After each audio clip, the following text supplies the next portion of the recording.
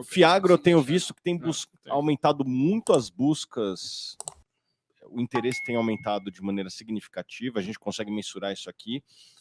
E eu tenho uma palavra aqui, como analista, e que eu já vi esse erro sendo cometido assim todo dia, cara. Todo dia as pessoas cometem o mesmo erro, que é, Vitor, olham somente o dividendo, né? Tem Fiagro aí que está pagando bastante, e legal. Dividendo, eu acho que é um atributo. Mas a gente não pode só olhar o dividendo, a gente tem que olhar também o risco incorrido. E daí você vai olhar a carteira de uns Fiagros, tem umas empresas que eu nunca ouvi falar na vida, né? Podem até ser empresas saudáveis. Eu entrei no balanço de uma e não encontrei. Aliás, entrei no site de uma e não encontrei o balanço, né? Então estava meio escondido, não consegui avaliar sequer se era uma empresa sólida ou não. Mas acho que esse é o cuidado que você tem que ter, não só para investir em Fiagro, a mesma coisa em ações, a mesma coisa em fundo imobiliário. Não compre somente pelo dividendo, porque às vezes o dividendo alto ele está te colocando numa situação de que aqueles ativos que estão dentro do fundo podem entrar em default e daí depois você vai perder tudo. Então, tome cuidado. O mercado financeiro está conhecendo o agro agora. E não adianta você falar assim, não, mas fulano faz isso tem 20 anos. Tal. Fulano faz isso há 20 anos na tesouraria de um banco. Fulano faz isso há 20 anos na área de crédito de um banco. E quando você tem um default, você vai provisiona, o cliente é AA, aí depois ele passa a A, B, C, você vai provisionando 1%, 3%, 5%, 10%, até quando é o cliente é H, você provisiona 100%. Ele vai atrasando 90 dias, tem uma regra para fazer isso. Ele está dentro de um balanço, você vai, tenta resolver, negocia, refinancia, executa, vende o crédito para outro e tal. Muito bem. Depois o dinheiro volta, recupera e etc. Os bancos estão saudáveis, então essa operação, né, você parte do princípio que ela é saudável. Quando você está com esse crédito dentro de um fundo que tem 5 mil, 10 mil, 40 mil investidores como a CNCI, 500 mil investidores como o MXRF, você tem plateia assistindo o que está acontecendo.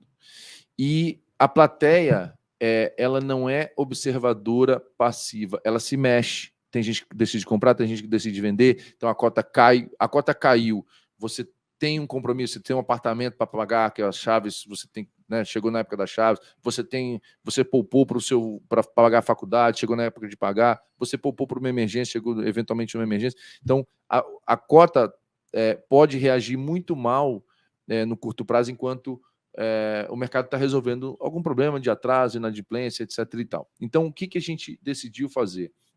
A gente decidiu reduzir muito o risco disso acontecer. O risco ele é inevitável, vão ter riscos, você consegue apenas calibrá-los. Então a gente decidiu começar o nosso Fiagro alugando 2 imóveis para uma companhia aberta, balanço bom, crescente, líder do mercado, que é a Boa Safra, e pegamos uma carteira de recebíveis também cedido pela Boa Safra, de venda de semente futura, que tem... a gente colocou uma dinâmica para pagamento mensal de juros, então ela antecipadamente vai pagar os juros, que os produtores só vão pagar dia 30 do 4 de cada ano, CDI mais 3 está dando 17 ao ano, e ela ainda tem uma carta fiança ali, que uma fiança, na verdade não é uma carta fiança, uma fiança, que cobre mais 10% de inadimplência das primeiras vezes. Então, 17 mais 10 dá 27. Sendo que o histórico deles é zero. É zero. Não, a inadimplência dessa carteira é zero.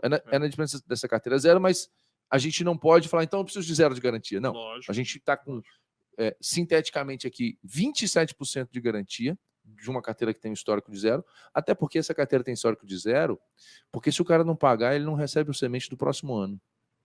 E para ele trazer o frete de longe, um outro produto que ele não sabe se funciona, a semente da Boa Safra é muito boa, e se o cara perder um pouco de produtividade, ele vai perder muita grana, né?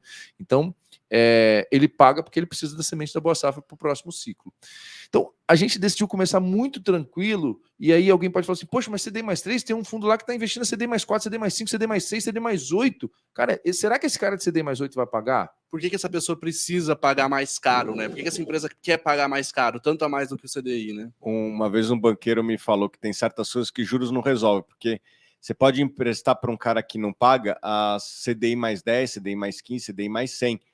E se ele não vai pagar, não faz diferença nenhuma. E ele às vezes toma sabendo que não vai pagar, então para ele não importa muito os juros. Quem não vai pagar não olha para juros. quem vai pagar se importa com juros. Então, tem um certo limite do que é saudável. E aí vem A o gente ponto usa do isso. dividend yield. A gente usa isso. Uma vez a gente estava olhando um cara estava construindo um prédio em Ilhéus, na Bahia. E aí o cara já chegou e falou: IPCA mais 13.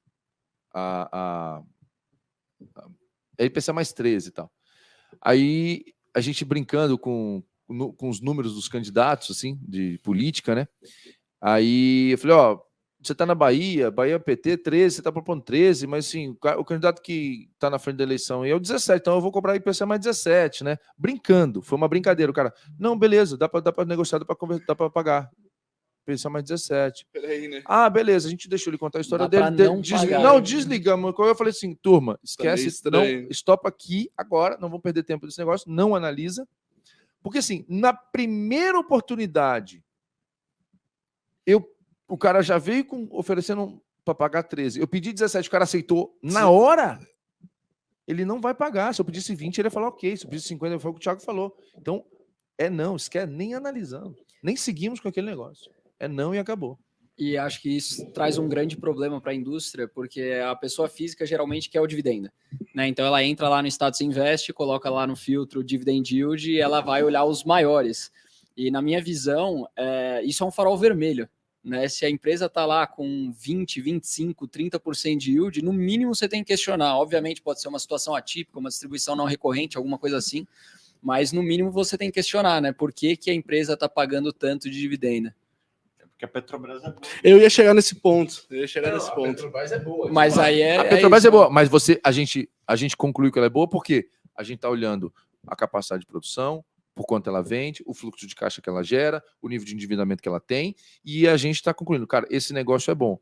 E ainda pagou 50%? Não, tudo bem, mas eu não estou comprando porque ela pagou 50%. E numa comprando distribuição porque ela é boa não mesmo. recorrente. Ela passou 3 anos sem distribuir, distribuiu acima do payout, não é algo que vai acontecer todo ano a Petrobras distribuindo 40% de dividendos.